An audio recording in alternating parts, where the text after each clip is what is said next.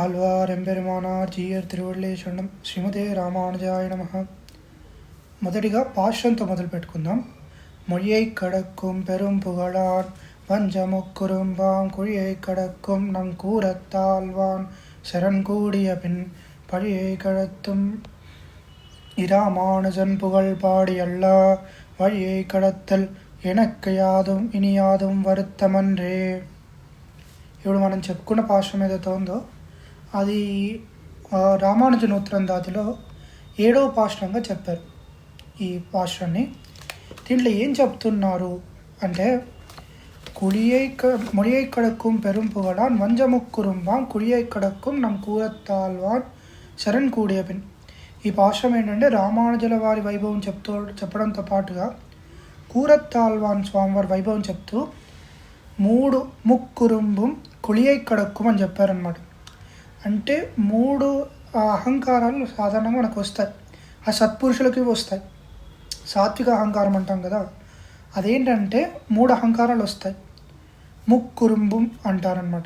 ముక్కురుంబం అని చెప్పడం చేత వంశం చేత వచ్చిన అహంకారం, జ్ఞానం చేత వచ్చిన అహంకారం, సత్ప్రవర్తన చేత వచ్చిన అహంకారం, ఈ 3 వల్ల కూడా సాత్విక అహంకారం వస్తుంది. వాటన్నిటినీ కూడా దాటినటువంటి కూరత్తాళ్వాన్ స్వామి అని చెప్తారు. చెప్పాదిత్య రాకూడదు. ఈ 3 అహంకారాలు కూడా కూరత్తాళ్వాన్ స్వామి వారి జీవిత పర్యంతంగా మనకు చూపించారనమాట. ఏంటంటే ఈ 3 అహంకారాలు లేకుండా కూడా ఒక సత్పురుషుడు ఎలా జీవించగలుగుతాడు అని చెప్పి ఇవి తీర్చుకున్నటువంటి కూరత్తాళ్వాన్ మనము ఆశ్రయించిన తర్వాత పాప సముద్రము పళియై కడత్తం ఈ రామానుజన్ పుగళ్ పాడియల్లా, ఈ సంసార సాగరాన్ని దాటించేటువంటి రామానుజుల వారి యొక్క వారిని కీర్తించడమే సంసారం దాటిస్తుంది. అది దాటించడం కూడా అసలు సులువు అవుతుంది అని చెప్తున్నారనమాట. సరే, ఇది చెప్పడం చేత మనం ఒకసారి కూరత్తాళ్వాన్ స్వామి వారి యొక్క ఈ అవతార వైభవం చూద్దాం. ఈ అవతార వైభవంలో ప్రధానంగా మనకి కొన్ని ప్రధానమైన అంశాలు ఉంటాయి. ఏంటంటే వారు పుట్టిన నక్షత్రం ఏంటి, వారు ఏ సంవత్సరంలో పుట్టారు, వారి పూర్వపు నామం ఏంటి, ఏ ఊర్లో పుట్టారు, ఎవరు ఆచార్యులు, అలా కొన్ని బేసిక్ డీటెయిల్స్ ఉన్నాయి. అవి మనం చెప్పుకుందాం. మొదటిగా ఏంటంటే వారు అవతరించింది తై హస్తం రోజు, అంటే పుష్యమాసం హస్త నక్షత్రం, లేదంటే తై మాసం అని చెప్తారు. ఇది మకర మాసం అని చెప్పుకోవచ్చు. మన సౌరమానంలో చెప్పుకుంటే మకర మాసం హస్త నక్షత్రం రోజు వీరు అవతరించారు. వీరు అవతరించిన సంవత్సరం ఏదైతే ఉందో అది సౌమ్య వర్షం అంటారనమాట. మనకి ఇప్పుడు 60 సంవత్సరాలు ఉన్నాయి కదా, దీనిలో సౌమ్య వర్షం అంటారు. ఇది దాదాపుగా అంచనాల ప్రకారం 1010వ సంవత్సరం, 1010 ఇయర్ అన్నమాట. వాటితో పాటుగా వీరు అవతరించినటువంటి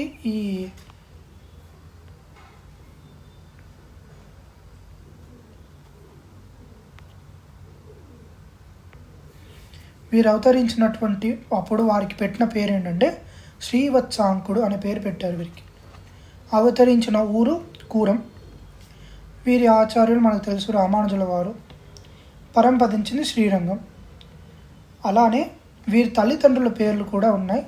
కూరత్తాళ్వార్, ఆళ్వార్, అది ప్రధానంగా గుర్తుపెట్టుకోవాలి. అమ్మగారి పేరు పెరుందేవి అమ్మాల్. వీరి రచనలు మనం ప్రధానంగా చూసుకున్నట్టయితే పంచస్తవంలో అతిమానుషస్తవం, శ్రీవైకుంఠస్తవం, సుందరబాహుస్తవం, వరదరాజస్తవం, శ్రీస్తవం అడిగారు. చెప్పాను. పెరుందేవి అమ్మ కూరత్తాళ్వార్, ఆళ్వాన్ కదా వీరి పేరు, ఆళ్వార్.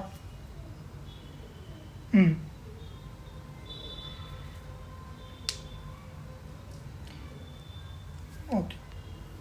దాంతోపాటుగా వీరు 2 తనయన్లాగా అనుగ్రహించారు. అది మనం నిత్యానుసంధానంగా చెప్తుంటాం. యో నిత్యమచ్యుత తనయన్ని, అలానే లక్ష్మీనాథ సమారంభం, ఈ 2 తనయన్ని వీరే అనుగ్రహించారు. దీంతో పాటుగా రామానుజుల వారి పైన ఇంకొక తనియన్ ఏంటంటే దాటి పంచకం అనే ఒకటువంటి గ్రంథాన్ని వీరు అనుగ్రహించారు రామానుజుల వారి పైన. సరే, ఒకసారి మరి వీరి ఒక అవతారం యొక్క క్రమాన్ని మనం చూద్దాం. అవతారం వచ్చిన తర్వాత వీరి జీవిత క్రమం అంటాం కదా, ఆ క్రమంలో మనం చూసినట్టయితే మొదటిగా వీరు కూరంలో అవతరించారు. కూరం అనేది కాంచీపురానికి దాదాపుగా ఒక 20 కిలోమీటర్ల దూరంలో ఉంటుంది. అక్కడ ఇప్పటికీ వీరు అవతరించిన స్థలంలో ఒక భవ్యమైన మందిరం ఒకటి ఉంది కూరంలో. దీని తర్వాత మనకి వారి యొక్క తల్లిగారు పెరుందేవి అమ్మాళ్ వీరు చిన్నగా ఉన్నప్పుడే, అంటే కొంచెం వయసు తక్కువగా ఉన్నప్పుడే వీరు పరంపదించారనమాట పెరుందేవి అమ్మాళ్. దాని చేత వీరి నాన్నగారు ఇంకో పెళ్లి చేసుకోమని చెప్పినప్పటికీ కూడా చేసుకోకుండా కూరత్తాల్వాన్ చాలా అలముద్దుగా పెంచారు. అంటే ఎటువంటి కష్టం రాకూడదు సవతి తల్లి వల్ల అని చెప్పేసి ఆ ఒక ఉద్దేశం చేత ఇంకో పెళ్లి చేసుకోకుండా వీరిని పెంచారు. సాధారణంగా ఇటువంటి ఒక కాంబినేషన్లో ఉన్న వారికి ఆ సద్గుణం అనేది రావడం కొంచెం కష్టం. లౌకికంలో అంటే ఎంతో ప్రేమతో ఉండి ఒక నిజం చెప్పాలంటే అధికమైన ధనం కలిగి ఉండి అయినప్పటికీ కూడా వీరు తిరుక్కచ్చి నంబిగల్ అనే వరదరాజస్వామి సన్నిధిలో వారికి పెరుమాళకి ఎప్పుడు ఆలవట్ట కైంకర్యం చేస్తూ ఉంటారు. వారు వీరికి ఆచార్యులుగా కొంతసేపు ఉండి తర్వాత వీరి యొక్క కళ్యాణం ఆండాలమ్మాళ్ తోటి, ఆండాలమ్మంగారు అంటారు, ఆండాలమ్మంగారితోటి కళ్యాణం అవుతుంది. ఇది అయ్యాక ఈ కూరత్తాల్వాన్ స్వామిని తిరుక్కచ్చి నంబిగల్ వారు రామానుజుల వారి వద్ద ఈ పంచ సంస్కారాలు తీసుకోమని చెప్పేసి చెప్తారు. ఇదంతా రామానుజుల వారు కాంచీపురంలో ఉన్నప్పుడే జరిగింది ఈ విషయం అంతా. తర్వాత కాలంలో తిరువరంగ తముదనార్ స్వామి తిరువరంగ పెరుమాళ్ అరియర్ స్వామి వచ్చి రామానుజుల వారిని శ్రీరంగం తీసుకొని వెళ్ళారు. అప్పటికి వీరేం చేశారు అంటే ఇంకా ఈ 1000 మంది భాగవతులకి రోజు కూడా తది ఆరాధన చేయడము, అలానే ఈ తది ఆరాధన అనేది చాలా లేట్ నైట్ వరకు కూడా జరిగేదన్నమాట. దాదాపుగా ఆ కాలంలో 10-11 వరకు కూడా ఈ తది ఆరాధన జరిగేది. సో అప్పటి వరకు పెరుమాళ్ సన్నిధి మూసేసేవారు. ఏంటంటే ఏకాంతంలో వెళ్ళిపోయారు పెరుమాళ్ తాయారు. కానీ వీరు తలుపులు ఎంత పెద్దగా ఉండేవి అంటే వీళ్ళ యొక్క ద్వారాలకు చాలా గంటలు ఉండేవి. సాధారణ ఇప్పటికి కూడా మనం చూస్తుంటాం, మన దేవుడి గదికి తలుపులకి కొన్ని గంటలు పెట్టుకుంటాం. ఇదేంటంటే ఈ తలుపులకు గంట పెట్టుకోవడానికి ఒక విశేషం ఉందన్నమాట. ఏంటంటే ఆ గంటలు మోగడం చేత ఇంకా తది ఆరాధన చేయడానికి ఎవరూ లేరు, అందరూ భాగవతులు ఆహారం స్వీకరించారు, ఇంకా ఈ తలుపులు మూసేయబడుతున్నాయి అని చెప్పి సూచించేవన్నమాట. పెద్ద పెద్ద తలుపులు వాటికి ఉండే గంటల శబ్దం ఏంటంటే అది కాంచీపురం వరకు వచ్చింది, అంటే 20 కిలోమీటర్లు దాటి ఉంది. పెరుందేవి తాయార్ తిరుక్కచ్చి నంబిగల్తో అడుగుతారనమాట, వీరు ఎవరో చాలా ధనికులుగా ఉన్నారు, వీరి యొక్క ద్వారాలు ఇంత లేటుగా మూసుకున్నాయి అంటే అప్పుడు చెప్తారన్నమాట ఈ తిరుక్కచ్చి నంబిగల్, మాకు బాగా పరిచయం ఉన్నవారు, ఇలా భాగవతులందరికీ తది ఆరాధన చేస్తుంటారు, ఇప్పుడే తది ఆరాధన అంతా అయ్యి వారు తలుపులు మూసారు అని చెప్పడం చేత పెరుందేవి తాయారు ఏం చేస్తారంటే, ఓహో చాలా ధనికులు, లేదంటే వీరు చాలా మంచివారు కదా అని చెప్పేసి వీరిని రేపు రమ్మనండి మేము అనుగ్రహిస్తామని చెప్పారు పెరుందేవి తాయారు. కానీ ఇదంతా నచ్చక, ఎందుకంటే సాధారణ కూరత్తాల్వాన్ స్వామికి ఒక నియమం ఉంది, ఏది కూడా తన పెరుమాళ్ళని అడగకూడదు, లేదంటే పెరుమాళ్ నేరుగా తను అనుగ్రహించకూడదు, ఏది అనుగ్రహించినా ఆచార్యుల ద్వారానే అనుగ్రహించాలి. సాధారణంగా రామానుజుల వారి శిష్యులు వీరు రామానుజ దాసులుగా చెప్పకుండా ఎవరో ధనికులైన కూరత్తాల్వాన్ అని పిలిపించుకోవడం ఆయనకు నచ్చకపోవడం చేత తర్వాత రోజు పెరుందేవి తాయారు సన్నిధికి వెళ్లకుండా నేరుగా తన ధనాన్ని మొత్తం త్యజించేశారు. అప్పటికే వారు ఒక నిజం చెప్పాలంటే చిన్న రాజ్యం, కూరం అనేది ఒక చిన్న ఊరు, ఆ ఊరికి మొత్తానికి వీరే రాజులుగా ఉండి చాలా ధనికులు వీరు. ఆ ధనత్యాగం చేసేసి అన్నిటినీ వదిలేసి శ్రీరంగానికి వెళ్ళడానికి సిద్ధపడిపోయారు. ఈ శ్రీరంగానికి వెళ్ళడానికి సిద్ధపడిపోయే సమయంలో మొత్తం ధనాన్ని కొంచెం కూడా తీసుకొని వెళ్ళలేదన్నమాట. అంటే దారి ఖర్చులు మందము అంటారు కదా, అప్పట్లో కూడా ఏదన్నా ఎక్కడన్నా మన ఆహారం కావాలి అంటే ఖర్చులు లేకుండా ఉండవు కదా. కానీ వాటిని కూడా వదిలేసి నేరుగా అదే అడవి మార్గంలో కాంచీపురం నుంచి శ్రీరంగం వెళ్ళడానికి సిద్ధపడ్డారు. వీరి యొక్క భార్య ఆండాళమ్మ గారు, ఆవిడ కూడా చాలా సత్ప్రవర్తన కలిగిన ఆవిడ. అంటే చెప్తారు కదా మనకి, మన సంప్రదాయంలో 2 రకాల భార్యలు ఉన్నారు. ఎవరు? తంజమాంబాల్ వంటి భార్యలు ఉన్నారు ఒకవైపు, ఆండాళమ్మ గారు, కుముదవల్లి నాచ్యార్ వంటి భార్యలు ఉన్నారు. వీరి కుముదవల్లి నాచ్యార్ సంబంధమైన ఒక కోవలో వస్తారన్నమాట, భార్యలు కోవలో. ఏంటంటే చాలా సత్ప్రవర్తన కలిగి, భర్త ఏది చెప్తే అది వినేటువంటి ఆ ధర్మపత్నిగా వీరున్నారు. ఆ సమయంలో సాధారణంగా ధనమంతా త్యజించేశారు. కానీ అప్పట్లో సీధనం అని ఒకటి ఇచ్చేవారు అనమాట. తండ్రి గారి ఇంటి నుంచి సీధనం అంటారు దాన్ని. సీధనం అంటే ఏంటంటే కొంచెం విలువైన వస్తువులు, లేదంటే ఒక చెంబు కానీ ఒక పాత్ర కానీ ఏది కానీ తండ్రి గారి ఇంటి నుంచి ఒక గుర్తుగా దీన్ని ఇవ్వడం చేత అది సాధారణంగా ఆడవాళ్ళు ఎప్పుడు వదులుకోరు. ఎంత మొత్తం త్యజించాలన్నా కూడా ఈ యొక్క వస్తువుని ఏదైతే సీదనంగా ఇచ్చారు కదా, ఓ వట్టిలో లేదంటే ఒక కుండ అలాంటివి ఏదైనా చెంబు ఉంటుంది కదా, దాన్ని వదలరు. అయితే ఆండాళమ్మ గారు వారి తండ్రి గారు ఏమి ఇచ్చారంటే ఒక తంగ వట్టిల్ అంటే బంగారు వట్టిల్ అంటాం కదా, మనం ఆరాధన చేసేటువంటి పాత్ర, దాన్ని ఆండాళమ్మ గారికి ఇచ్చారు. సరే, వీరు ఇచ్చారు కదా, ఇది వదులుకోకుండా ఆండాళమ్మ గారు అది తీసుకొని వచ్చారు. ఇది కూరత్తాల్వాన్ స్వామికి అస్సలు తెలియదు. కూరత్తాల్వాన్ స్వామి ఏంటంటే నిర్భయోస్మి, నాకు ఏమీ లేదు, నా దగ్గర ఏం లేదు, నేను భయపడను, అటువంటి స్వభావంతో ఉన్నారు. నా భారం కాదు, నాకు భయం లేదు. ఈ స్థితిలో ఉన్న కూరత్తాల్వాన్ స్వామిని ఆండాళమ్మ గారు ఒక ప్రశ్న అడుగుతుంది. ఏమంటే ఇక్కడ ఏమైనా దొంగలు ఉంటారా ఈ దారిలో ఎవరైనా దొంగలు పడే అవకాశం ఉందా అని చాలా జాగ్రత్తగా ఆచితూచి అడిగేస్తుంది అన్నమాట. ఈ చూసిన కూరత్తాల్వాన్ స్వామికి ఒక్కసారి ఆశ్చర్యం వేస్తుంది. ఎందుకంటే మనం అంటాం కదా, ఎవరి దగ్గరనే ఏదైనా ఉంటేనే భయం వేస్తుంది. సాధారణంగా నా దగ్గర ఒక 100 రూపాయలు లేకుండా నేను రోడ్డు మీద వెళ్తున్నప్పుడు నన్ను ఎవడు కొట్టేస్తాడరా అని ఒక ధైర్యం ఉంటుంది కదా, అలాంటి ఒక ధైర్యం కూరత్తాల్వాన్ స్వామిది.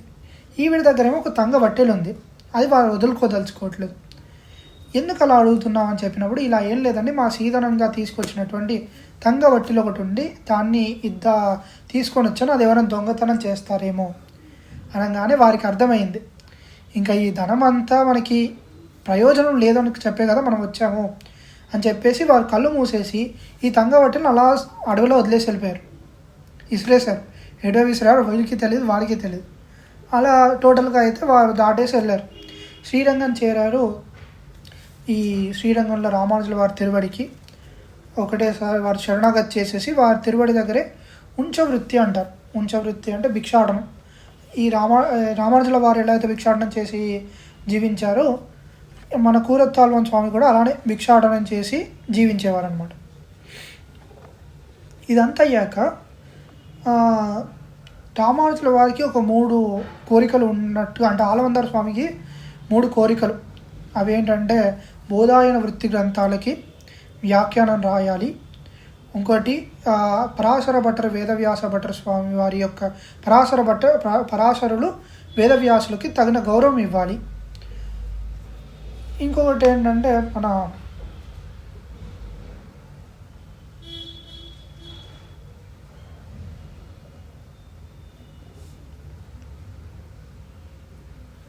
పరాశరులు వేదవ్యాసుల యొక్క వైభవము ప్రకాశింపచేయాలి, బోధాయన వృత్తి గ్రంథాలని మనకి భాష్యం రాయాలి.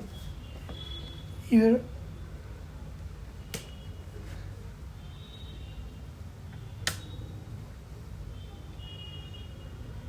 3 కోరికలు ఉన్నాయి.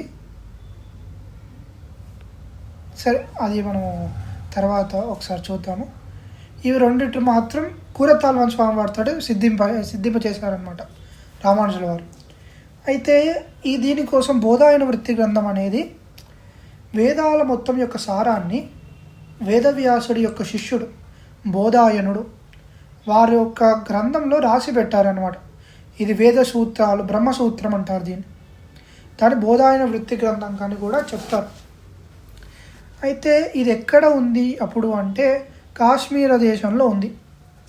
కాశ్మీర దేశంలో ఈ బోధాయన వృత్తి గ్రంథాలు ఉన్నాయి. అవి చదివి వాటికి భాష్యం రాయాలనేది ఆలవంద స్వామివారి కోరిక. ఆ సమయంలో ఈ బోధాయన వృత్తి గ్రంథాలని వారు రామానుజుల వారికి ఇచ్చినట్టే ఇస్తారు.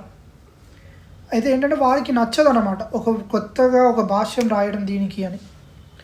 సో వారేం చేస్తారు, వంచనగా ఇస్తారు, ఇచ్చినట్టే చాలా మంచిగా నటిస్తూ ముందుకు వచ్చి ఇస్తారు. అదే రాత్రి మళ్ళీ దొంగతనం చేసేసి వెళ్తారనమాట. కూరత్తాల్వాన్ స్వామి వారి వైభవం ఏంటంటే వారు ఏకసంతాగ్రహి. ఏకసంతాగ్రహిత్వంలో ఏంటంటే ఒక్క నైట్లో వాళ్ళు మొత్తం అసలు ఆ గ్రంథం అనేది చాలా పెద్దది. ఇప్పుడు నిజం చెప్పాలంటే శ్రీభాష్యం అడిగిన దగ్గర ఒక పుస్తకం ఉంది, ఇంత సైజులో ఉంటుంది ఆ పుస్తకం. అంత సైజులో ఉండే పుస్తకాన్ని వారు ఒక్క రాత్రిలో వారు గుర్తుపెట్టేసుకుంటారనమాట, ఏకసంతాగ్రహిత్వం చూపించి. సో ఆ సమయంలో రామానుజుల వారు చాలా బాధపడతారు. వృత్తి గ్రంథం లేకుండా సాధారణంగా శ్రీరంగం తీసుకెళ్ళి అక్కడ వృత్తి గ్రంథం చదువుతూ దానికి భాష్యం రాయాలి. భాష్యం అంటే ఏం లేదు కానీ కమెంటరీ, ఒక వ్యాఖ్యానం అంటాం కదా, దానిలాగా ఒక వ్యాఖ్యానం రాద్దాం అనుకున్నారు. కానీ వారేమో ఇవ్వలేదు. ఇప్పుడు ఎలా చేయడము అని చెప్పినప్పుడు కూరత్తాల్వాన్ స్వామి చెప్తారన్నమాట, అడియన్ ఒక రాత్రిలో అడియన్ మొత్తం జ్ఞాపకం చేసుకున్నాను, దేవిరీరు కావాల్సినప్పుడు ఆ వృత్తి గ్రంథాన్ని మొత్తం చెప్తాను, దేవిరీరు అలా రాయొచ్చు అని చెప్పినప్పుడు రామానుజుల వారు కూడా సరే అని చెప్పేసి ఈ వృత్తి గ్రంథం ఏదైతే ఉందో దాన్ని మొదలుపెట్టి శ్రీరంగానికి ఇక్కడ ఇంకో మాట చెప్తారనమాట. ఏంటంటే ఇక్కడ చెప్పమంట ఇంగే సొల్లవో ఇరుక్కరై నడువే సొల్లవో అంటారు. ఇక్కడ చెప్పమంటారా, రెండు తీరాల నడుమున చెప్పమంటారా అంటే ఏంటంటే శ్రీరంగంలో చెప్పమంటారా అని. ఇది చెప్పిన తర్వాత రామానుజుల వారు సరే శ్రీరంగానికి వెళ్ళి అక్కడ రాద్దాము అని చెప్పేసి ఉపక్రమిస్తారు. ఈ సమయంలో వారు రామానుజుల వారు చెప్తూ ఉంటారు, కూరత్తాల్వాన్ స్వామి రాస్తూ ఉంటారు. ఇది మొన్న ఇళ్ళే ఇళంకిళియే పాఠం చెప్పేటప్పుడు అడిగిన ఒక వైభవం చెప్పాను, ఇది ఇక్కడ చెప్పుకోదగినది. మళ్ళీ ఏంటి అంటే మనకి కూరత్తాల్వాన్ స్వామి శ్రీభాష్యం రాసే సమయంలో కొన్ని పదాలకి రామానుజుల వారు అధికమైన వ్యాఖ్యానం ఇచ్చేవారు అనమాట. దాన్ని ఆల్వాన్ స్వామి కూరత్తాల్వాన్ రాయడం మాపేశారు. అయితే ఈ రాయడం ఆపేసేసరికి రామానుజుల వారు కోపం వచ్చేస్తుంది. నేను చెప్పిన నువ్వు రాయకుండా ఈ గ్రంథాన్ని తప్పుతో పట్టిస్తున్నావు అని చెప్పేసి రామానుజుల వారు చాలా కోపం వచ్చేసి చీపోన్ బయటికి తరిమేసి దాంతోపాటు కాలుతో ఒకసారి తన్నినట్టుగా, ఎందుకంటే ఆచార్యులు ఉన్నత స్థానం మీద కూర్చోవడం, శిష్యులు తక్కువ స్థానంలో కూర్చోవడం చేసేవారు కాబట్టి వారు ఒకసారి కాలుతో కొంచెం తన్నినట్టుగా చేసేసి బయటికి వెళ్ళిపోమంటారు. ఈ బయటికి వెళ్ళమని చెప్పగానే ఈ కూరత్తాల్వాన్ స్వామి వారు బయటికి అలా గడప దాటేసి వెళ్ళి అక్కడ నించొని ఉంటారు. తర్వాత రామానుజుల వారికి అర్థమయ్యి మళ్ళీ ఇది ఎంత చూసినా భాగవతులు చాలా ఆశ్చర్యం వేసి ఉంటుంది. ఎందుకంటే రామానుజుల వారు కృపామాత్ర ప్రసన్నాచార్యులు, ఏ సంకల్పం అవసరం లేదు, జస్ట్ ఒక కృపామాత్ర ప్రసన్నాచార్యులు అంటే మనం వెళ్ళి సాష్టాంగ నమస్కారం పెడితే చాలు రామానుజుల వారు కృప చేసేస్తారు. మనము వీరు అనుగ్రహించిన తన్యనే కదా, యో నిత్యమచ్యుత పదాంబుజ యుగ్మరుక్మస్థ వ్యామోహిత స్థదితరాణి తృణాయమేని అని. ఆ తనయంలో మనం చూసినట్టయితే దయైక సింధో అని చెప్పిన రామానుజుల వారికి కోపం రావడం ఏంటి? కోపం రావడమే సహజం కాదు. అలాంటి సమయంలో కూరత్తాల్వాన్ని చీపోని తన్నడం కూడా వేరే. ఇది చూసిన వీరందరికీ చాలా ఆశ్చర్యం వేస్తుంది అనమాట. కొంతమంది వాళ్ళు మాట్లాడుకోవడం మొదలు పెడతారు, ఏంటి రామానుజుల వారికి వయసు పైబడుతున్నప్పుడు కొంచెం ఏదో అవుతున్నట్టుంది, వారి యొక్క మానసిక స్థితి సరిగ్గా లేదు అని. సరే ఇదంతా కొంతసేపు అయ్యాక కూరత్తాల్వాన్ స్వామిని మళ్ళీ తిరిగి లోపలికి రమ్మని ఆజ్ఞాపిస్తారు. కూరత్తాల్వాన్ స్వామి ఎటువంటి చిరాకు మొహం లేకుండా, సాధారణ మనమే ఉన్నాము, ఎంత మనము తక్కువ చెప్పుకున్నా మన గురించి మనం చెప్పుకున్నప్పటికీ కూడా ఆచార్యులు ఒకసారి ఇలా ఈయనేంటో ఒక్కొక్కసారి కోపపడతారు, ఒకసారి బయటికి వెళ్ళమంటారు, ఒకసారి రమ్మంటున్నారు, ఎటువంటి ఎక్స్ప్రెషన్ కూడా పెట్టుకోకుండా ఎంత ప్రసన్నంగా తను బయటికి వెళ్ళారో అంతే ప్రసన్నంగా తన లోపలికి వచ్చారనమాట. అడియన్ అలా ఏం చెప్పాడు, ఇది అడియన్ చెప్పడంలో సాధ్యంగా చెప్తున్నాను అంతే. సో అంటే సాధారణంగా ఇవి మనం ఇక్కడ నుంచి నేర్చుకోవాలి కదా. దేవరీరు ఎలాగో కూరతాళం స్వామి నుంచి అక్కడ నేర్చుకున్నారు కాబట్టి అడియన్ ఏం చెప్పట్లేదు. సరే, అయితే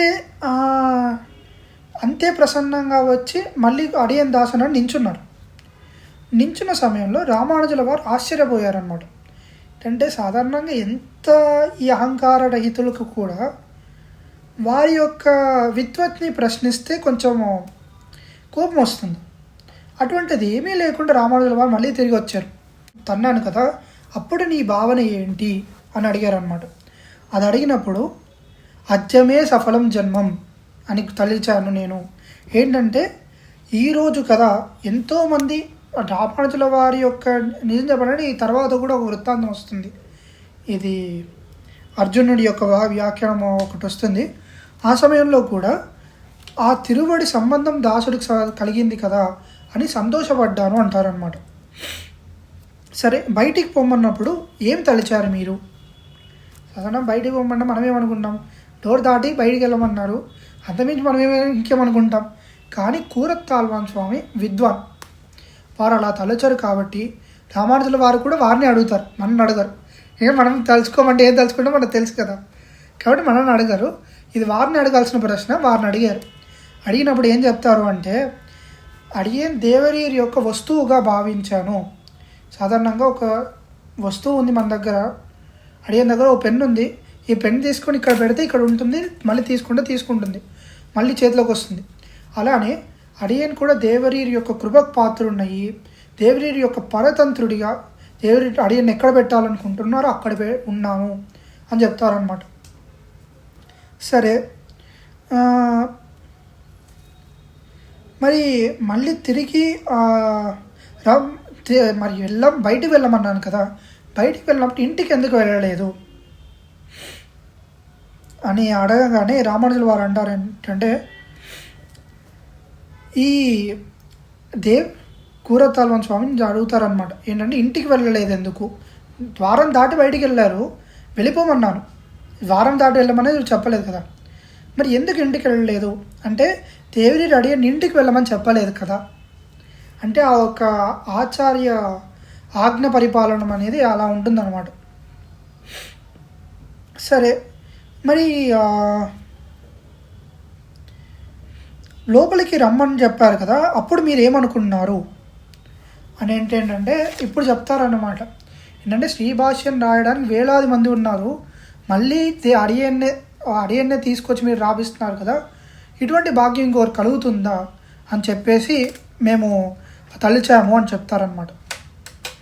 సరే,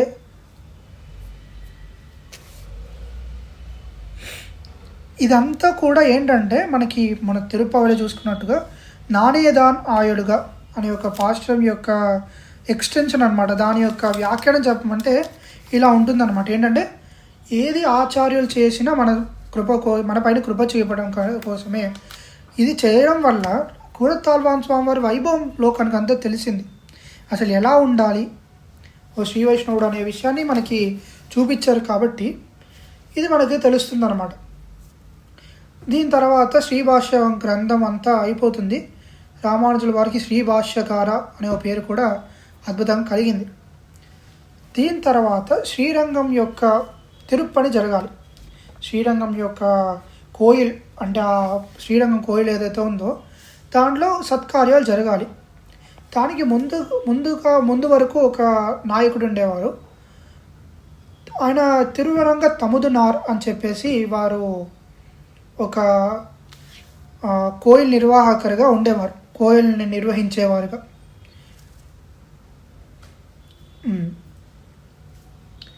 అయితే తిరువరంగ తముదనార్ స్వామి ఏం చేశారు అంటే, మీరు రామానుజుల వారికి ఈ కోయిల్ నిర్వాహం నేను ఇవ్వను రామానుజుల వారికి అని చెప్పేసి హఠాయించి కూర్చున్నారనమాట. ఆ సమయంలో రామానుజుల వారు కూరత్తాల్వాన్ స్వామిని పంపిస్తారు, కోయిల్ నిర్వహణ అడియని తీసుకొచ్చి ఇవ్వండి అని. వీరేం చేస్తారు అంటే ఆ సమయానికి దాదాపుగా ఆ సమయానికి వీరి తల్లిగారు కూడా పరంపదిస్తారు. ఈ తిరువరంగ తమ్ముతున్నారు వారి తల్లిగారు.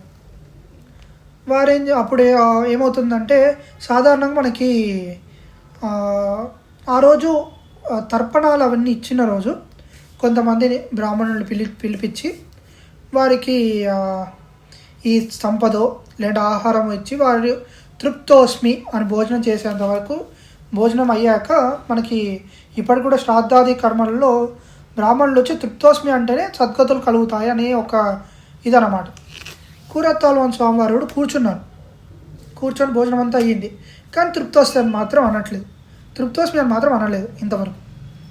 అయితే ఈ తిరువరంగ తమ్ముతున్నారు వారు వచ్చేసి ఏమైంది, మీరు ఎందుకు తృప్తోస్మి అనట్లేదు అంటే, మాకు కావాల్సింది ఒకటి మీ దగ్గర ఉంది, అది మీరు ఇస్తే మేము అంటాం తృప్తోస్మి అన్నారు.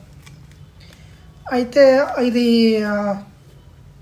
సరే ఇంకా ఈ ఎలాగూ సగం కొరికిన గుండుకు పూర్తిగా కొరగకుండా ఉండగలుగుతామా అని చెప్పేసి తిరువరంగ తమ్ముతున్నారు సరే మీకేం కావాలి అని అడిగినప్పుడు ఈ కోయిల్ నిర్వాహం అంతా రామానుజుల వారికి కావాలి, వారు చేయాలి అని పెరియ పెరుమాళ్ సంకల్పించారు, మీరు కూడా దానికి సమ్మతించాలి అని చెప్పేసి ఈ అమతనారు వారు ఏం చేశారంటే కోయిల్ నిర్వహణ మొత్తం రామానుజుల వారికి ఇచ్చారు. అప్పుడు వీళ్ళు తృప్తోస్మి అన్నారు. ఇది చూస్తుంటే బయటి వారికి ఇదేదో కొంచెం కుతంత్రంలాగా అనిపిస్తుంది. ఏంటంటే కూరత్తాల్వాన్ స్వామి ఏంటి, వారికి ఎటువంటి కోరికలు ఉండవు, వారుండి ఒక తిరువరంగ తమ్ముతున్నారు స్వామి నుంచి ఈ వంచనగా తీసుకున్నారు కదా అనే విషయం అనుకుంటే, కోయిల్ నిర్వాహం అనేది చేయవలసింది రామానుజుల వారికి ఒక ఆజ్ఞ, దాని బాధకంగా సాధారణంగా వారికి ఒక అధికారం లాగా చెప్పుకోవచ్చు. అది పెరియ పెరుమాళ్ ఇచ్చినటువంటి అధికారం. దాన్ని మధ్యలో ఎవరు దానిలో అడ్డంకు వచ్చినా కూడా దాన్ని శిష్యుడిగా వీరు తీసేయడం వీరి బాధ్యత. ఆ విధంగా చేశారు. సరే, తర్వాత తిరువరంగ తమ్ముతున్నారు స్వామి కూడా వారికి తప్పు తెలుసుకొని వచ్చి ఈ కూరత్తాల్వాన్ స్వామి యొక్క తిరువడికి ఆశ్రయిస్తారనమాట. వారి తిరువడి మీద పడతారు. ఈ తిరువడిని ఆశ్రయించిన తర్వాత కూరత్తాల్వాన్ స్వామి రామానుజుల వారి దగ్గర పంపిస్తారు. అడియన్ తిరువడిని ఆశ్రయించడం కాదు, రామానుజుల వారి తిరువడిని ఆశ్రయించండి అని చెప్పినప్పుడు తర్వాత తిరిగి రామానుజుల వారే కూరత్తాల్వాన్ వారిని శిష్యుడిగా స్వీకరించమని ఆజ్ఞాపిస్తారు. తిరువరంగ తమ్ముతున్నారు కూరత్తాల్వాన్ స్వామి వారి శిష్యుడే. సరే, దీని తర్వాత తిరువరంగ తమ్ముతున్నారు సాయించినటువంటి రామానుజుల ఉత్తరందాది కూడా రామానుజుల వారి మీద ఉన్నటువంటి ప్రేమ ఎంతైతే ఉందో అంతకు మించి ఆచార్య భక్తి వల్ల సాయించారు మనకి. ఇప్పుడైతే మనం రామానుజుల ఉత్తరందాది చూస్తున్నామో దానికి కారణం ఏంటి అంటే, ఆచార్యుడిని కీర్తించడం మన గురువులకి నచ్చుతుంది. కాబట్టి కూరత్తాల్వాన్ ముఖోల్లాసం గురించి తిరువరంగ తమ్ముతున్నారు రామానుజుల ఉత్తరందాది సాయించారు. ఎన్నోసార్లుగా రామానుజుల వారిని ఇప్పటికీ దానికి 3 కాపీలు ఉన్నాయంటారు, ఇప్పుడు లేవు. ఒకప్పుడు వారు రాసినప్పుడు 3 సార్లు రాశారు. రాసిన ప్రతిసారి రామానుజుల వారు ఇంత, రామానుజుల వారు అంతా, రామానుజుల వారు స్వయంగా పెరుమాళ్ అలా రాశారు. అది రాసేసరికి రామానుజుల వారు ఒప్పుకోలేదు దీన్ని. కానీ 3వ సారి 4వ సారి రాసినప్పుడు వారు ఏం చేస్తారు అంటే, రామానుజుల వారు మన తిరుప్పాణాళ్వారు దాసుడు, రామానుజుల వారు తిరుమంగయ్య ఆళ్వార్ దాసుడు, రామానుజుల వారు ఆళ్వారు దాసులు, రామానుజుల వారు ఆచార్యులకి శిష్యులు అని చెప్పి ఆచార్య వైభవం, పెరుమాళ్ వైభవం, ఆళ్వార్ వైభవం చెప్పడం చేత రామానుజుల వారే ఒప్పుకుంటారు. రామానుజుల ఉత్తరందాది అనేది రామానుజుల వారి కాలంలోనే రాసింది, రామానుజుల వారిని ఎదురుగా పెట్టుకొని రాసింది అటువంటి గ్రంథం అది. అయితే ఇంకో విశేషం ఏంటంటే, రామానుజుల ఉత్తరందాదికి కొంచెం ఆఫ్ టాపిక్ వెళ్తున్నాం, బట్ చెప్తున్నాను. రామానుజుల ఉత్తరందాదికి 3 సాతుమురై పాశాలు ఉంటాయి. సాధారణ సాతుమురై అంటే 2 ఉంటాయి. మనకి తిరుపావి చూసుకుంటే చిత్తంచెరికాలి, వంగకడలు, ఇవి 2 ఉంటాయి. కానీ ఈ రామానుజుల ఉత్తరందాదికి మాత్రం 3 ఉంటాయి. ఇరుప్పిడం, వైగుండం, వేంగడం అక్కడ మొదలై 3 పాశాలు ఉంటాయి. 3 తర్వాత కూడా మళ్ళీ కంటిన్యూషన్ మనం చెప్తాం.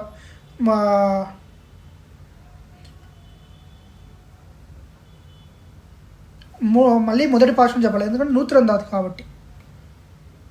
నూత్రందాదిలో ఇక్కడ ఏంటంటే విశేషము, ఏ పదంతో ఎండ్ అవుతుందో అదే పదంతో మళ్ళీ తిరిగి స్టార్ట్ చేయాలి ఆ పాఠాన్ని.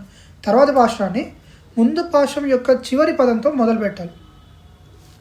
ఈ మొదలు పెట్టడం అనే క్రమం ఏదైతే ఉందో అందాదికి ఒక క్రమం. అయితే ఈ 3 పాశ్రాలు ఎందుకు ఉన్నాయి రామానుజ ఉత్తరాందాదికి సాతుమురిగా అంటే ఏంటంటే రామానుజుల వారు ఎదురుగా వేయించేసినప్పుడు రాసిన పాశ్రాలు ఇవన్నీ. తిరువరంగ తమ్మునారు ఏం చేసేవారంటే రాత్రి రాసేసి పగలు రామానుజుల వారి చేతిలో పెట్టేవారనమాట. ఇది సరిపోతుందా, ఇది మీరు ఒప్పుకుంటున్నారా ఈ పాశ్రాన్ని అని. అంటే దాంట్లో ఎలాగూ రామానుజుల వారి వైభవం కన్నా ఎక్కువ ఆళ్వార్ ఆచార్య వైభవం ఉండి వారికి దాసుడుగా రామానుజుల వారిని కీర్తించడం చేత రామానుజుల వారు కూడా మాకు సమ్మతమే అని చెప్పి అనేవారు. కానీ ఈ 3 పాశ్రాలు రాసేటప్పుడు మాత్రం రామానుజుల వారు నేరుగా వేయించేశారనమాట. వారి ఎదురుగా వస్తుండగా ఈ 3 పాశ్రాలు అనేది రాయబడింది. కాబట్టి ఇప్పటికీ కూడా ఈ మనకి రామానుజుని ఉత్తరాందాదికి మాత్రం 3 సాతుమురై పాశ్రాలు ఉన్నాయి. అది రామానుజుల వారు ఎదురుగా వేయించేసినప్పుడు రాసిన పాశ్రాలు కాబట్టి. సరే, ఇది అయ్యాక వారి యొక్క కళ్ళు పోవడం అనే ఘట్టం జరిగింది. మనకి తెలుసు, మనకి దశావతారం సినిమా అందరం చూసున్నాం.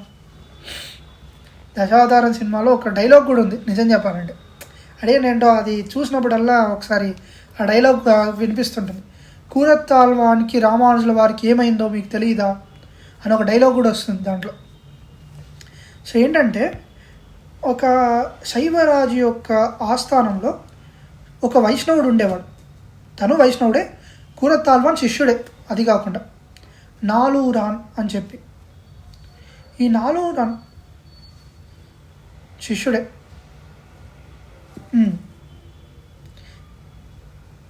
వినండి పూర్తిగా.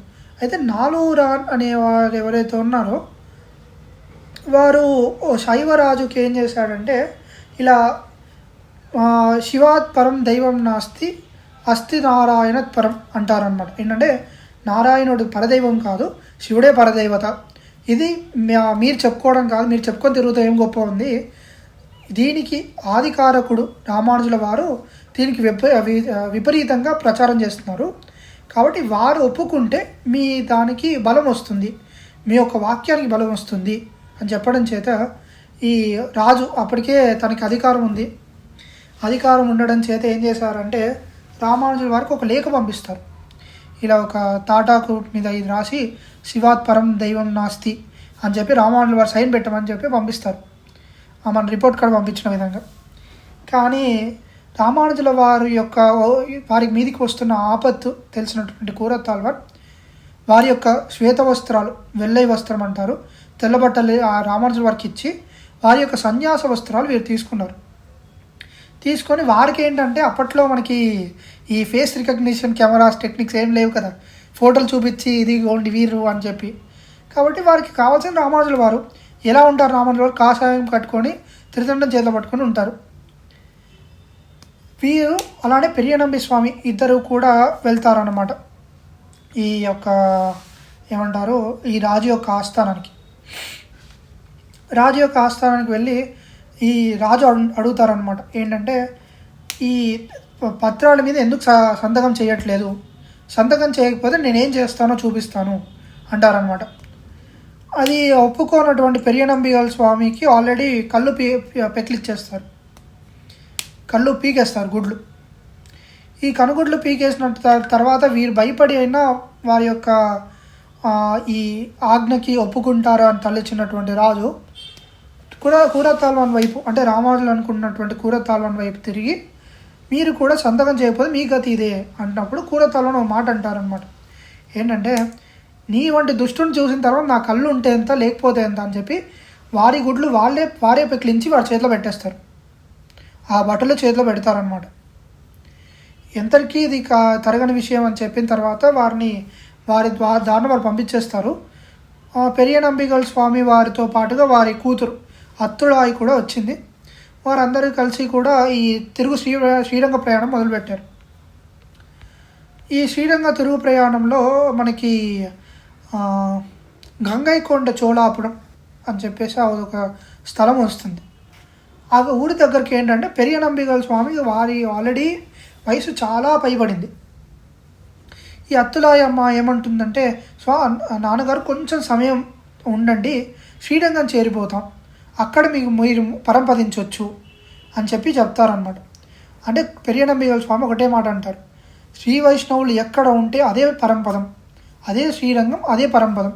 కాబట్టి ఈ శ్రీరంగంలోనే పరంపదిస్తే మోక్షం వస్తుంది అనేదైతే ఉందో దాన్ని కొట్టివేయడానికి పెరియనంబిగల స్వామి అక్కడికక్కడే ప్రాణత్యాగం చేసేస్తారు. వారికి తిరువరుసు ఇప్పటికీ అక్కడే ఉంది.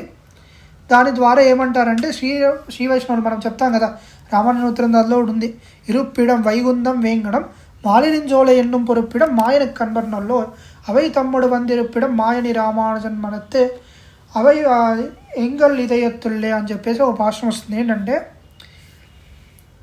ఈ శ్రీరంగం, మాలిరింజోలై, తిరువేంగడం ఇవన్నీ ఏవైతే ఉన్నాయో అవి రామానుజుల వారి హృదయంలో ఎప్పుడూ ఉంటాయి. ఆ పెరుమాళ్ళందరూ రామానుజుల వారి హృదయంలో వేంచేసి ఉంటారు. అటువంటి రామానుజుల వారు నా హృదయంలో వేంచేసి ఉన్నారు. కాబట్టి నేను ఎక్కడ ఉంటే అదే ఈ వైకుంఠం, అదే వేంకటం అంటారు. సో వారు పరంపదించేసి వారు వెళ్ళిపోతారనమాట. వీరు శ్రీరంగంలో వచ్చి చాలా కళ్ళు పోయి చాలా బాధలు పడుతూ ఉన్నారు. వారి యొక్క తిరుమాలిగలో వేంచేసి ఉన్నారు కొన్ని రోజులు. ఒకసారి ఈ ఒక రాజు ఎవరైతే ఉన్నారో, రామానుజుడు అంటే పడని రాజు ఎవరైతే ఉన్నారో, వారు శ్రీరంగనాథుడు సేవించుకోవడానికి వస్తారు. శ్రీరంగనాథుడిని సేవించుకోవడానికి వచ్చినప్పుడు ఈ భటులు ఏమంటే, ఇప్పటికి కూడా మనకు సెక్యూరిటీ తెలుసు కదా, జెడ్ క్యాట్ సెక్యూరిటీలో వివిఐపీలు వచ్చినప్పుడు, మంత్రులు వీళ్ళందరూ వచ్చినప్పుడు కోయిల్ లోపలికి ఎవరిని పంపించారు సాధారణంగా. మనకి మన కంపారిజన్ చేయకూడదు, కానీ ఇప్పుడు మన పిఎం మోడీ వచ్చారు శ్రీరంగానికి, టెంపుల్ లాక్డౌన్ క్లోజ్, వారు మాత్రం సేవించుకుంటారు.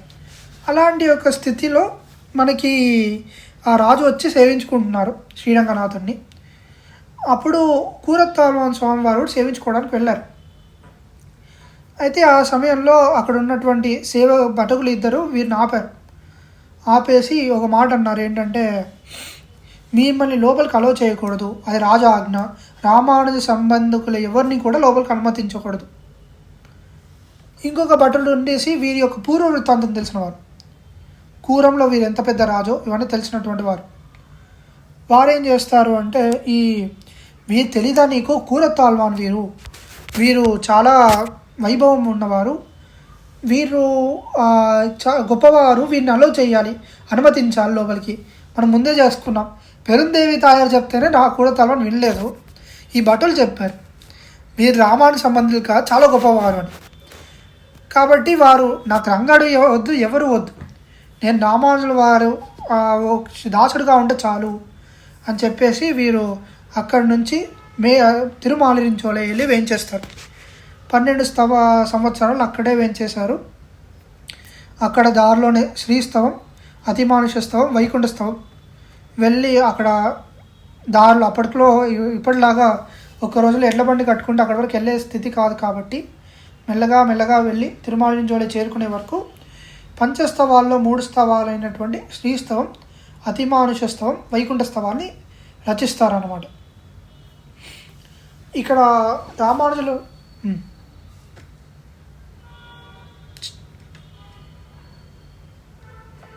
ఇవన్నీ కళ్ళు పీకేశాక జరిగాయి.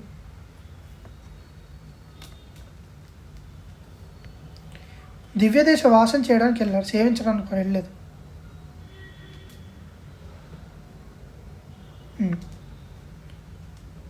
సరే, సాధారణంగా ఇక్కడ వచ్చిన బేసిక్ డౌట్ కరెక్టే, కానీ భాగవతులు ఎవరైతే ఉన్నారో మనం పెరుమాళ్ చూడాలన్నా ఎక్కువ పెరుమాళ్ మనం చూడాలి, పెరుమాళ్ యొక్క ఉపస్థితిలో మనం ఉండాలి అనే యొక్క స్థితిలో వారు వెళ్తారు. కాబట్టి కళ్ళు పీగేసిన తర్వాత సంఘటన జరిగినట్టుగా ఆరాయిరపడి గురు పరంపరలో ఉంది. సరే, దీని తర్వాత తిరుమాలిరించోలేలో వారు 12 సంవత్సరాలు వేంచేశారు. మేల్కోటలో రామానుజుల వారు ఉన్న సమయం కూడా వీరు తిరుమాలిరించోలేలో వేంచేశారు. అక్కడ సుందర బాహుస్తవం అనే ఒక స్తవాన్ని వీరు కళ్ళలగరికి రాశారనమాట. సుందర బాహు అంటే ఒక అద్భుతమైనటువంటి అందమైనటువంటి చేతులు కలిగినటువంటి స్వామి అని ఒక అర్థం వస్తుంది. తర్వాత రామానుజుల వారు తిరిగి వచ్చారు, శ్రీరంగానికి విజయంగా వచ్చారు అని చెప్పినప్పుడు వీరు కూడా తిరుమాలయం జోడని శ్రీరంగాన్ని తిరిగి వేయించేశారు. అయితే రామానుజ అడి మదురై దాటి కళ్ళలగర్ అనే మనకి అది చిత్తిరై అంది కదా, మనకి చిత్తిరై బ్రహ్మోత్సవాలు జరుగుతాయి. గుర్రం ఎక్కి వస్తారు స్వామి. అది మదురై దాటి ఊరు శివార్లో ఉంటుంది. మదురైలో ఉన్నది కూడలనగర్. సరే, ఈ వరదరాజోత్సవాన్ని రామానుజుల వారు చెప్తారనమాట. వరదరాజు ఏంటంటే వరదం అంటే ఏదైనా కోరికలు ఉంటే ఇచ్చేవారు. మీతో మాకు చాలా పని ఉంది, మీరేం చేయాలి అంటే మాకు మీ కళ్ళు మాకు తిరిగి కావాలి, వరదరాజస్వామిని కోరుకుంటే వారు ఇస్తారు అని చెప్పినప్పుడు ఈ వరదరాజస్వామిని వరదరాజోత్సవం రాయమంటారు రామానుజుల వారు. వారి ఆజ్ఞ పైన రాస్తారు. కానీ ఆ చివరి వరదరాజస్వామి వారు ప్రత్యక్షమయ్యే సమయానికి రామానుజుల వారు అక్కడ లేరు. ఆ సమయంలో మీకేం కావాలి అని అడిగినప్పుడు ఈ కూరతాల్వాన్ స్వామి చెప్తారనమాట. అసలు సంబంధికులు, నాతో సంబంధం ఉన్న వారందరికీ, అంటే నాలూరానికి కూడా, అది తర్వాత మళ్ళీ నాలూరానికి విశేషంగా మోక్షం కలగాలి అని చెప్తారనమాట. అంటే అపకారకులకు కూడా ఉపకారం చేసేటువంటి కూరతాల్వాన్. దాని తర్వాత ఈ రామానుజుల వారికి తెలుస్తుంది ఈ విషయం అంతా.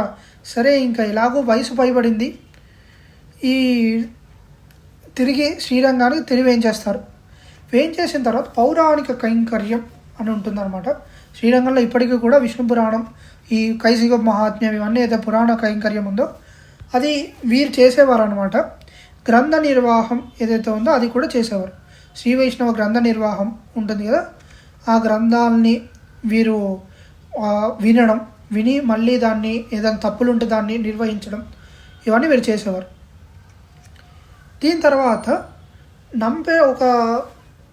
వీరు ఏంటంటే శ్రీరామాయణ మననం చేస్తూ ఒక రోజు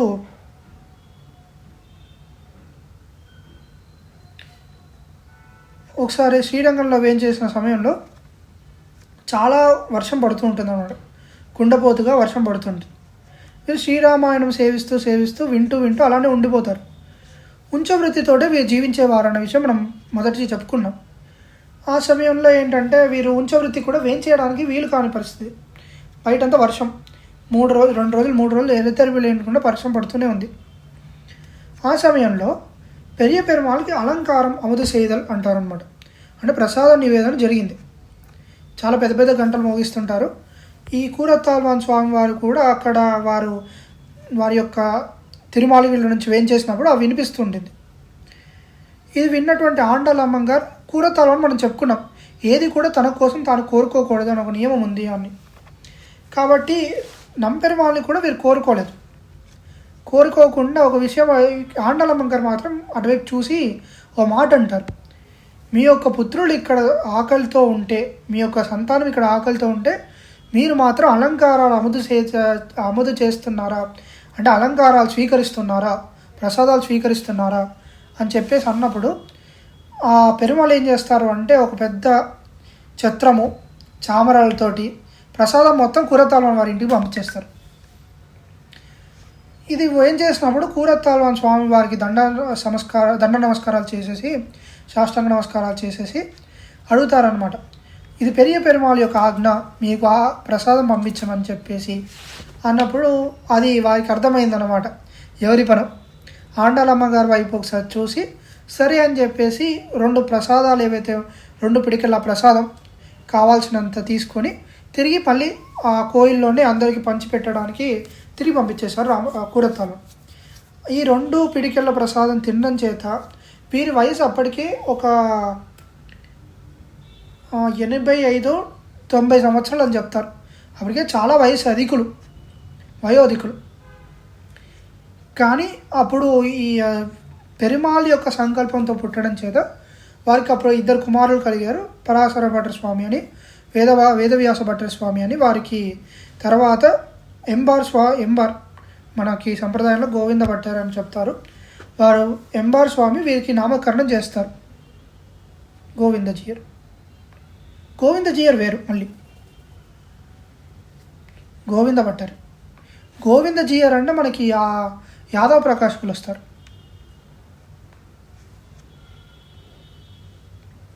సరే, తర్వాత కాలంలో ఈ మనకి రామానుజుల వారి యొక్క ఆజ్ఞ ప్రకారం వారిద్దరు ఎంబార్కే శిష్యులు అయ్యి, తర్వాత వారికి వేదవ్యాస భట్టర్, పరాశర భట్టర్ అని చెప్పేసి ఆలవందార్ స్వామికి ఇచ్చిన మాటలు నిర్వహించడం కోసం వీరి కుమారులకి ఆ పేరు పెడతారనమాట. వారి యొక్క వైభవం తెలియాలి లోకానికి అని. సరే, గోవింద్ ఇక్కడ ఇంకొక వృత్తాంతం వస్తుంది. ఏంటంటే వీరు చాలా నిర్భయోస్మిగా ఉండేవారు. ఎప్పుడు కూడా పెరుమాళ్ళు ఎప్పుడు ఏది కోరుకునేవారు కాదు. భట్టర్ స్వామి వాళ్ళకి యుక్త వయసు కూడా వచ్చింది, అంటే కళ్యాణ వయసు వచ్చింది. ఆండలమ్మ గారు ఒక మాట అడుగుతారు. వారికి కొంచెం టెన్షన్ ఎక్కువ, అడగడం చేత ఒక మాట అంటారు, మీ కుమారులకి కళ్యాణం గురించి ఏమైనా ఆలోచిస్తున్నారా లేదా అని చెప్పేసి ఒక మాట అన్నప్పుడు, సరే ఈసారి పౌరాణికం చెప్పడానికి వెళ్ళినప్పుడు పెరియ పెరుమాళ్ళని అడుగుతా అని చెప్పేసి వెళ్తారు. కానీ తెలిసిందే కదా, కూడా తలవని అది అడగరు అన్నమాట. కాబట్టి పెరియ పెరుమాళ్ళు ఒక మాట అంటారు, ఆల్వాన్ మీరు ఏమైనా అడగడం మర్చిపోయారా? ఏదో మాట అడుగుతారని మీరు మాట ఇచ్చారు, కానీ మీరు అడగడం మర్చిపోయారా అన్నప్పుడు అలాంటిది ఏం లేదు అని చెప్పి అంటారు. అంటే తర్వాత వారు గుర్తొచ్చి వారు చెప్తారనమాట, ఇలా 2 కుమారులకి వయసు వచ్చారు, వారికి కళ్యాణం జరగాలి కదా అన్నప్పుడు, అది మా బాధ్యత కాదు, అయినా మీ బాధ్యతే కదా, మీ సంతానానికి మీరు కళ్యాణం చేసుకోవాలి, మేమేం చేసేది ఉంది మధ్యలో అని అనడం చేత వారు సరే అని చెప్పేసి తర్వాత రోజు అక్కడికి 2 ఆడపిల్లలతో పాటుగా ఒక ఉత్తమ వంశం నుంచి వచ్చిన వారు అక్కడికి వస్తారు. మీరు రేపు ఇక్కడికి రండి అని చెప్పినప్పుడు వారు కూడా ఇద్దరు వేయించేసి కళ్యాణం జరుగుతుంది పరాశర భట్టర్ స్వామి, వేదవ్యాస భట్టర్ స్వామికి. సరే, ఇదయ్యాక పెరియ పెరుమాళ్ళు ఎప్పుడు కూడా కూరతాల్వన్ స్వామి వారితో నేరుగా సంభాషించే వ్యవస్థ ఉండింది. అయితే వీరికి మోక్షం కావాలి, మీకు ఇక చివరి దశలో ఉంది, నేను ఇంకా మోక్షానికి వెళ్ళిపోతాను అని చెప్తున్నారు. ఇక్కడ అడగలేదు, ప్రధానమైన విషయం. ఎందుకంటే ఆల్రెడీ మొదటిగా అడిగేశారు, సంబంధికులందరికీ కూడా మోక్షం కావాలి, వారి కోసం అడగకుండా సంబంధికులందరికీ మోక్షం కావాలి అని అడిగారు. సరే, ఇప్పుడు నేను వెళ్తాను మోక్షానికి, బయలుదేరుతాను, నీకు పరంపదిస్తాను అని చెప్పిన సమయంలో వారు చెప్పినప్పుడు, ఇప్పుడే ఎందుకు వెళ్తున్నారు అని చెప్పి ఇంకా ఆపలేను అని తెలిసిన తర్వాత పెరియ పెరుమాళ్ళని ఒక విషయం అడుగుతారు. నాకు నా సంబంధికులు మోక్షం మళ్ళీ వృత్తిగా కావాలి అని మళ్ళీ చెప్తారనమాట. ఒకసారి కన్ఫర్మేషన్ కూడా చేస్తారు. చేసిన తర్వాత ఇది తెలిసిన తర్వాత రామానుజుల వారు ఒక విషయం అడుగుతారు, మా తర్వాత కదా మీరు పరంపదించాల్సింది, మా శిష్యులైన వారు మా కళ్ళ ముందు మీరు ఎలా పరంపదిస్తారు అని అడిగినప్పుడు వీరు ఒక పాఠం చెప్తారు. మొన్నే మనకి అధ్యయనోత్సవంలో చెప్పారనమాట. షూల్ విషం బడినేరి అనే ఒక పాఠం నమ్మాళ్ళవారిది తిరువాయిమూలలో చెప్తారు కదా. ఏంటంటే ఈ ముక్తాత్మలందరూ కూడా కొత్తగా వచ్చినటువంటి భాగవతులందరికీ కూడా వారు కాలు కడిగి వారు సత్కరిస్తూ ఉంటారు. ఒకవేళ నేను మీ తర్వాత పరంపదిస్తే మీరు వచ్చి మా కాలు కడగడం కుదురుతుంది అంటే అలా జరుగుతుంది. కాబట్టి అలా జరగకుండా ఉండాలి అంటే మేమే ముందు వెళ్ళాలి, మేమే ముందు పరంపదించి మీకోసం శ్రీవైకుంఠంలో అన్నీ ఏర్పాటు చేయాలి అని చెప్పేసి వారు పరంపదిస్తారు. ఇది వారి సంబంధికులందరికీ మోక్షం అని తెలిసిన తర్వాతే రామానుజుల వారు చాలా సంతోషంగా తిరువీధులకు వచ్చి ఎగురుతూ నాట్యం చేస్తారన్నమాట. ఎందుకు అంటే రామానుజుల వారికి నరకవాసం అని చెప్పేసి వారి గురువు గారు శాపం పెట్టారు. రామానుజుల వారు ఎంత ఆదిశేషుడంశ అయినప్పటికీ కూడా వారికి ఆచార్య ఆజ్ఞ పరిపాలన చేస్తున్నారు. కాబట్టి వారికి ఒక విషయం ఉండింది, ఏంటంటే నేను నరకానికి వెళ్తాను కదా అనే ఒక చింతన ఉండింది. కానీ కూరత్తాల్వాన్ సంబంధికులందరికీ మోక్షం అని చెప్పినప్పుడు రామానుజుల వారికి కూడా మోక్షం అనే విషయం తెలిసిందనమాట. దాని తర్వాత నాకు మోక్షం కలుగుతుంది అని చెప్పేసి అప్పటికే 100 సంవత్సరాలు పైబడినటువంటి 102, 112 సంవత్సరాలు అయి ఉంటుంది. అంటే వీరు పరంపదించిన 8 సంవత్సరాల తర్వాత రామానుజుల వారు పరంపదించారు. సో 112 వయస్సు ఉంటుంది అప్పటికే. అటువంటి ఒక ఆచార్యులు వారు అక్కడ తిరువీధికి వచ్చి నాట్యం చేస్తున్నారంటే అందరికీ ఎంత ఆశ్చర్యంగా ఉంటుందో మనం ఊహించుకోగలుగుతాం అంతే. సరే, ఇది పరంపదించడం వరకు మనం కూరతాల్వాన్ వారి వైభవం మనం తెలుసుకున్నాము. అయితే ఇవాళ మనం చెప్పుకునే ఇంకో ప్రత్యేకమైన అంశం ఏంటంటే, ఒక 20 ఆత్మగుణాలని భగవద్గీతలో పెరుమాళ్ చెప్పారనమాట. ఈ 20 ఆత్మగుణాలకి కూడా కూరతాల్వాన్ స్వామి వారి యొక్క జీవిత చరిత్ర మనకు చెప్తుంది అంటారనమాట. వీరి జీవిత చరిత్ర నుంచి ఇదంతా జస్ట్ పరంపరగా మనం చెప్పుకున్నాం అంతే. ఇది కాకుండా వ్యాఖ్యానాల్లో కానీ నిర్వహణలో కానీ చాలా చోట్ల కూడా కూరతాల్వాన్ వారి ప్రస్తావన వస్తుంది. వారి యొక్క జీవిత ఘట్టాలలో నుంచి చాలా విశేషాలు అక్కడ తెలవబడ్డాయి.